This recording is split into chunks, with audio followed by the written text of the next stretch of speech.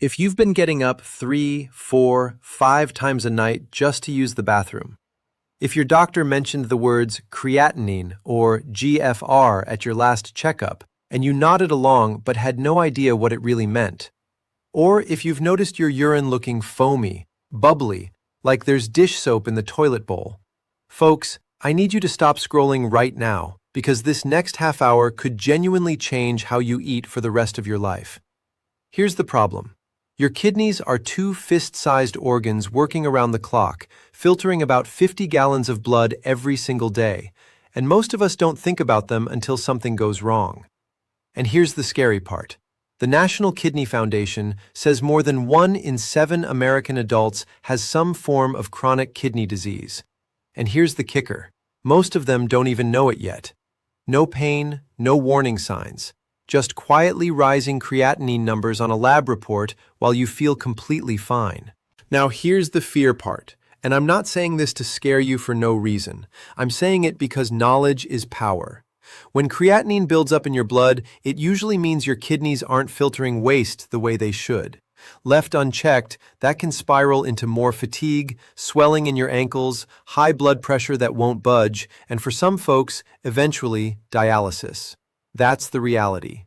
And if you're already managing diabetes or high blood pressure, the 2 biggest drivers of kidney disease in this country, according to Mayo Clinic, your kidneys are working overtime every single day. But, and this is the curiosity part, what if I told you there are everyday foods, things probably sitting in your grocery store right now, that kidney doctors and registered dietitians actually recommend to help take pressure off your kidneys, support healthier creatinine numbers over time, and help your body clear out waste more efficiently? Not some miracle powder, not some $80 supplement some guy is selling on the internet. Real food. Foods your grandmother probably ate. So here's my promise to you today. By the end of this video, you're going to know the top 5 foods that kidney specialists point to again and again, exactly how to prepare them so you don't accidentally make things worse. The 2 minerals, potassium and phosphorus, that most people get completely wrong, and a few mistakes almost everybody makes that could actually be hurting their kidneys without them realizing it. Stick with me all the way to the end, because food number 1 on this list is something almost nobody talks about. And food number 4 comes with a warning that could save you a trip to the ER. Let's get into it. Before we dive in, one important thing. I am not a doctor, and this video is for education, not medical advice. Every single body is different, especially if you're living with CKD, diabetes, or you're on dialysis. Always run any diet changes by your doctor or a renal dietitian first because, and we'll talk about this more in a minute, some of these healthy foods can actually be dangerous in the wrong amounts if your potassium or phosphorus levels are already high. Okay, with that said, let's talk about your kidneys for just a second, because understanding the why is going to make everything else click. What creatinine actually is. Quick pattern interrupt here because I guarantee you most YouTube videos skip this part, and it's the part that actually matters. Creatinine isn't some toxin your body absorbed from the environment. It's a waste product made naturally when your muscles break down a compound called creatine for energy. Every single day, your muscles produce it, dump it into your bloodstream, and your kidneys are supposed to filter it out and send it out through your urine. When your kidneys start slowing down, creatinine backs up in the blood like water behind a clogged drain. That's why a blood test can show rising creatinine. It's not that you're eating toxins, it's that your filter isn't clearing waste as efficiently as it used to. Here's something almost nobody explains on YouTube. Creatinine levels can also rise from things that have nothing to do with kidney damage, like intense exercise, dehydration, or even eating a huge steak dinner the night before your blood draw, because cooked meat itself contains creatinine. Mayo Clinic actually notes this as a factor that can temporarily skew results. So, before you panic over one high number, talk to your doctor about a repeat test, and possibly a cystatin C test or a GFR calculation, which paints a fuller picture. Okay, now let's get to the foods, because these next 5 are the ones that actually make a measurable difference in supporting your kidney's workload over time. Food number 1, Red bell peppers. Food number 1, and this is the one I told you nobody talks about. Red bell peppers. Now, stick with me, because this one surprises people every time. Most folks assume all vegetables are automatically kidney-friendly, but that's actually a myth, and a dangerous one if you have reduced kidney function, because a lot of vegetables, potatoes, tomatoes, spinach, bananas, are loaded with potassium, and when your kidneys can't clear potassium efficiently, it can build up to dangerous levels that affect your heart rhythm. That's not fear-mongering, that's straight from the National Kidney Foundation's dietary guidelines for CKD patients. Red bell peppers are one of the rare vegetables that are naturally low in potassium while being packed with vitamin C. Actually, more vitamin C per serving than an orange, along with vitamin A, vitamin B6, folic acid, and fiber. Vitamin C acts as an antioxidant, which helps your body fight off the kind of cellular damage that speeds up aging in organs like your kidneys. And because they're lower in potassium and phosphorus compared to a lot of other produce, they let you get real nutrition without adding extra strain to a kidney that's already working hard. Here's the practical part. Eat them raw with a low-sodium dip, roast them in the oven with a little olive oil and garlic, or toss thin strips into an omelet made with egg whites, which, funny enough, is also on our list today. The mistake people make? Loading them up with salty ranch dressing or store-bought dips, which quietly wrecks the benefit because excess sodium makes your kidneys retain fluid and work harder. And it's one of the biggest hidden threats behind high blood pressure. If you're seasoning them, use fresh herbs, a squeeze of lemon, or a no-salt seasoning blend instead. Now let's talk about something almost every senior watching this needs to hear. Potassium is a bit of a Goldilocks mineral. Too little is a problem for your heart and muscles. Too much, if your kidneys can't clear it, is also a problem for your heart. That's why this isn't a more is always better situation. And it's exactly why you should never start a kidney diet without your doctor or a renal dietitian checking your actual lab numbers first. Because what's healthy for someone with early-stage kidney concerns might be too much for someone in later-stage CKD or on dialysis, where potassium restrictions get much stricter. Food. Number 2, garlic. Moving on to food number 2, garlic. And I promise this one connects directly to something almost every senior struggles with: cutting back on salt. Here's a fact that might surprise you. The American Heart Association and multiple kidney health organizations point to excess sodium as one of the single biggest daily threats to kidney function, because sodium makes your body hold on to extra fluid, which raises blood pressure. And high blood pressure is one of the top 2 causes of kidney disease in America, right alongside diabetes. So, if you're managing high blood pressure and kidney concerns at the same time, cutting salt isn't optional. It's central. The problem is, food without salt can taste like cardboard. And that's exactly why so many people quietly go back to the salt shaker within a few weeks of trying to eat healthy. This is where garlic becomes almost a secret weapon. It's packed with flavor compounds that trick your taste buds into feeling satisfied without a single grain of sodium. On top of that, garlic contains a compound called allicin, which has been studied for its potential to support healthy blood pressure and reduce inflammation. And lower inflammation throughout the body is increasingly linked by researchers to slower progression of kidney decline. Here's a preparation tip almost nobody mentions. Crush or chop your garlic and then let it sit for about 10 minutes before cooking it.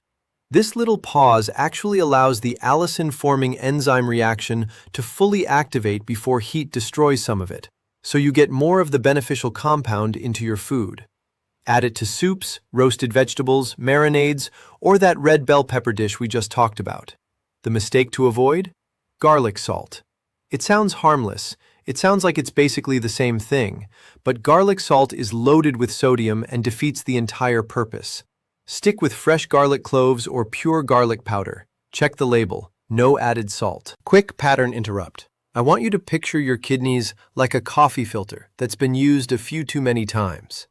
It still works, but it's slower, and every extra scoop of sodium is like pouring more grounds through a filter that's already struggling to keep up. That mental picture alone helped a lot of people I've talked to actually change their relationship with the salt shaker for good. All right, before we move on to food number 3, I want to pause for just a second. If this information is actually landing for you, hit that like button right now. It genuinely helps this video reach more people just like you who are searching for real, honest answers instead of scary clickbait. We are trying to hit 50,000 subscribers, and every single one of you watching right now can help us get there just by tapping subscribe. And I'd love to know. Drop a comment below and tell me where you're watching from, whether that's somewhere here in the USA or anywhere else around the world, because I always love seeing just how global this community really is. And if you know someone, a parent, a spouse, a friend, who's dealing with high creatinine, diabetes, or kidney concerns, do them a favor and share this video with them, because the YouTube algorithm only shows this to more people who need it if you help it along. All right, let's get into food number 3, because this one is going to challenge something you probably believe is healthy. Food number 3, cauliflower. Food number 3 is cauliflower, and here's why kidney dietitians love recommending it. It's a fantastic substitute for higher potassium foods that people with kidney concerns often have to cut back on, like potatoes. Ever heard of mashed cauliflower instead of mashed potatoes? That's not just a diet trend, it's actually a strategy kidney dietitians use with real patients, because cauliflower delivers that same comforting, creamy texture with a fraction of the potassium load. Beyond that, cauliflower is rich in vitamin C, vitamin K, and a group of compounds called glucosinolates, which early research suggests may help support your body's natural detoxification enzymes in the liver. And remember, your liver and kidneys work as a team when it comes to clearing waste from your body. It's also got a good dose of fiber, and here's something a lot of people don't realize.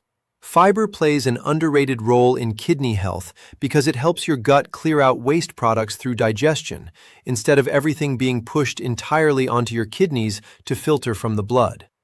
There's growing research interest, including studies referenced by kidney nutrition experts, looking at how a healthy gut microbiome may actually ease some of the burden on kidney filtration over time.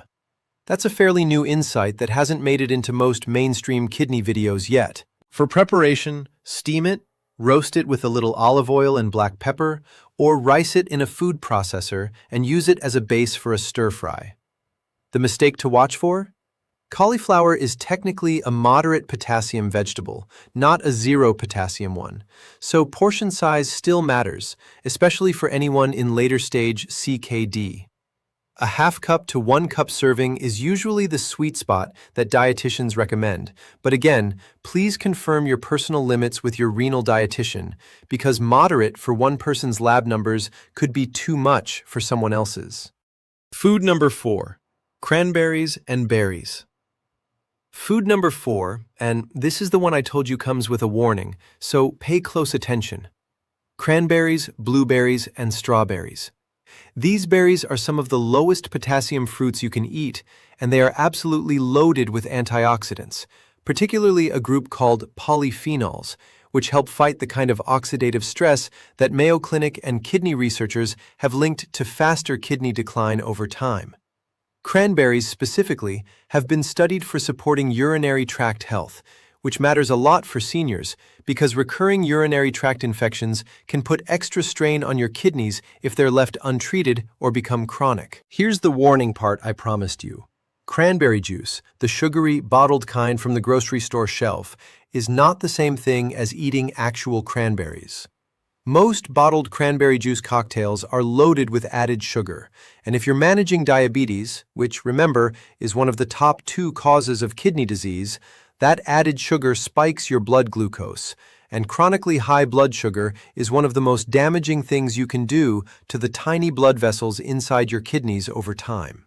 So if you're going to include cranberries, go for fresh or frozen unsweetened cranberries, or 100% cranberry juice with no added sugar, diluted with water to cut the tartness. For berries in general, toss a handful of fresh or frozen blueberries into plain, unsweetened yogurt for breakfast. Blend them into a smoothie with a little water, or just eat a small handful as a snack instead of reaching for chips or crackers. The mistake almost everyone makes is grabbing berry-flavored snacks and cereals thinking they're getting the same benefit. Those products usually contain zero actual berries and a whole lot of added sugar and sodium. Read the label. If sugar is in the first 3 ingredients, put it back on the shelf. Food number 5, egg whites. And finally, food number 5, egg whites. Now, this one might surprise you because a lot of people hear protein and assume it's automatically bad for kidney health. That's actually a half-truth, and I want to clear it up right now because it trips up so many people.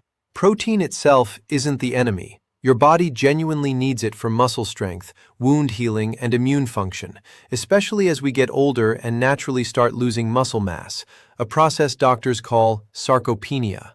The real concern for people with reduced kidney function is the type and amount of protein, and specifically, how much phosphorus comes along with it. This is where egg whites shine. The yolk is where most of an egg's phosphorus lives, so egg whites give you high-quality, complete protein with a significantly lower phosphorus load compared to the whole egg, red meat, or processed deli meats. And phosphorus, much like potassium, is a mineral that healthy kidneys clear efficiently. But when kidney function drops, phosphorus can build up in the blood and over time actually pull calcium out of your bones, which is a big reason kidney patients are so often warned about bone health too. That's a connection that honestly doesn't get talked about enough on YouTube. Most videos treat phosphorus like it only matters for kidney numbers, when really it's directly tied to your bone strength as you age. For preparation, scramble egg whites with those red bell peppers from food number 1. Hard boil a few and keep them in the fridge for a quick, low-effort snack. Or use them to make a simple veggie omelet. The common mistake here is overcorrecting. People hear less protein and swing way too far, cutting protein so low that they lose muscle mass, strength, and mobility, which for seniors can actually increase fall risk and hospitalizations. This is exactly why the National Kidney Foundation recommends working with a renal dietitian to find your specific protein target rather than guessing. Because the right amount is different depending on your CKD stage and whether or not you're on dialysis, where protein needs can actually go back up. The 2 minerals everyone needs to understand: potassium and phosphorus. Now that we've gone through all 5 foods, let's tie this together. Because I've mentioned potassium and phosphorus throughout this whole video, and I want to make sure it actually clicks. Think of your kidneys like the security guards at the door of a building, deciding what gets to stay in your bloodstream and what gets shown the exit. Potassium helps your heart beat properly and your muscles function, but too much of it, when your kidneys can't clear it fast enough, can cause a dangerous heart rhythm problem called hyperkalemia.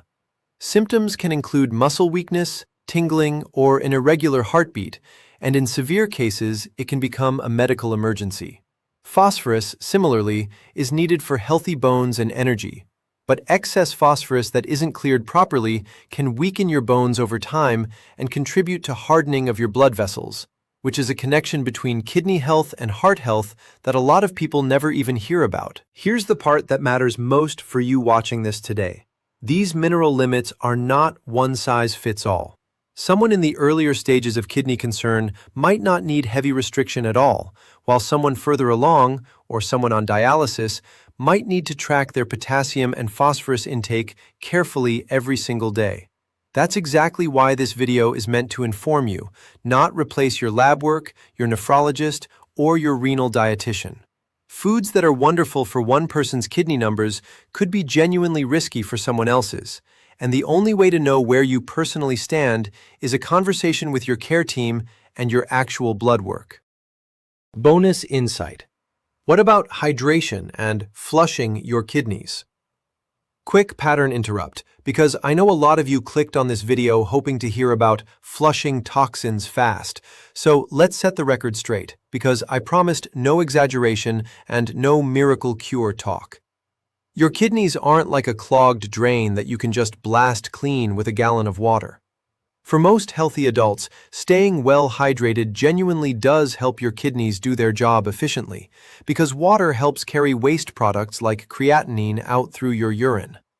But, and this is a big one, if you're already living with reduced kidney function, are on dialysis, or have heart failure, Drinking large amounts of water can actually be harmful because your kidneys may no longer be able to clear that extra fluid, leading to swelling, high blood pressure, and strain on your heart. This is precisely why Mayo Clinic and kidney specialists don't give a universal drink more water recommendation for kidney patients. Fluid intake, just like potassium and phosphorus, needs to be personalized to your specific situation.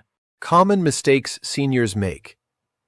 Let's do a quick roundup of mistakes, because pattern recognizing these could genuinely protect you. Mistake 1. Assuming healthy automatically means kidney-friendly. Spinach, bananas, oranges, and potatoes are wonderful foods for most people, but they're higher in potassium, so portion and context matter enormously if your kidneys are already under strain. Mistake 2. Chasing supplements and detox teas marketed specifically toward kidney health, because the National Kidney Foundation has repeatedly warned that many herbal supplements aren't regulated the way medications are, and some can actually be harmful to already stressed kidneys. Mistake 3. Ignoring nighttime bathroom trips, foamy urine, or swelling in your ankles as just getting older, when those can actually be early signals worth mentioning to your doctor. And mistake 4, making big diet changes all at once without your doctor's input, especially if you're managing diabetes alongside kidney concerns, because certain foods affect blood sugar and kidney minerals at the same time, and an uncoordinated change can throw both off balance. Final takeaway and closing. So let's bring this all home. Your kidneys have been quietly working for you every single day of your life, filtering, balancing, protecting your body from waste, without ever asking for a single thank you. And the truth is, you don't need a miracle cure, an expensive supplement, or some extreme diet to support them. What you need is consistency, small, informed choices, day after day, like reaching for red bell peppers instead of a bag of salty chips, using garlic instead of the salt shaker, choosing egg whites over processed meat, and having an honest conversation with your doctor about where your personal potassium and phosphorus numbers actually stand. If you or someone you love is dealing with high creatinine, a lower GFR, diabetes, high blood pressure, or those frustrating nighttime bathroom trips, I want you to walk away from this video not scared, but empowered, because now you understand what's actually happening inside your body, and you have real, doctor-backed food strategies to support it. That knowledge is something no one can take away from you. If this video helped you even a little bit, please hit that like button, subscribe so you don't miss the next one as we work together toward 50,000 subscribers, and drop a comment letting me know where you're watching from, because I read every single one. And if you know somebody who needs to hear this today, share it with them. You might just be the reason they catch something early instead of late. Take care of yourselves, take care of those kidneys, and I'll see you in the next one.